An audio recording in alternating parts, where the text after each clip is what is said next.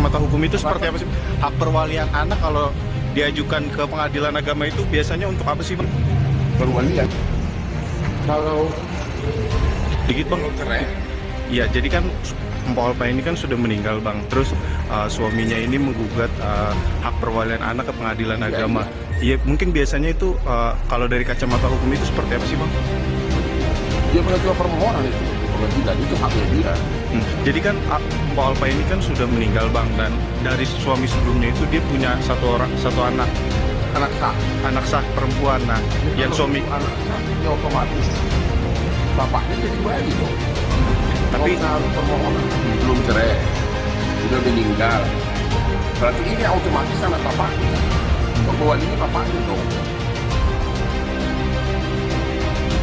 Keluarga nggak boleh dong. tapi biasanya kalau dari anak Ada biasanya. Bapaknya masih Suami dari almarhumah Mpok Alpa belakangan menjadi perhatian publik setelah ia resmi mengajukan perkara di pengadilan agama. Langkah ini sontak menimbulkan berbagai spekulasi, mengingat statusnya yang masih berkaitan dengan warisan, hak keluarga, serta isu-isu pribadi yang sebelumnya sudah ramai dibicarakan. Kehadiran namanya di ranah hukum keluarga tentu menambah dimensi baru dalam polemik yang sebelumnya hanya bergulir di media sosial. Dalam pengajuan perkaranya, suami Mpok Alpa disebut ingin mencari kepastian hukum terkait hak dan kewajibannya sebagai ahli waris maupun sebagai individu yang masih dikaitkan dengan isu-isu rumah tangga. Situasi ini membuat masyarakat menaruh perhatian besar, sebab selama ini kisah rumah tangganya sering muncul dengan versi yang berbeda-beda. Publik pun penasaran mengenai apa yang sebenarnya menjadi dasar pengajuan di pengadilan agama tersebut. Sidang pertama yang dijadwalkan dihadiri oleh pihak penggugat menandai langkah awal proses hukum yang akan dijalani. Biasanya, pengadilan agama menangani perkara seperti perceraian, hak asuh anak, hingga sengketa harta bersama.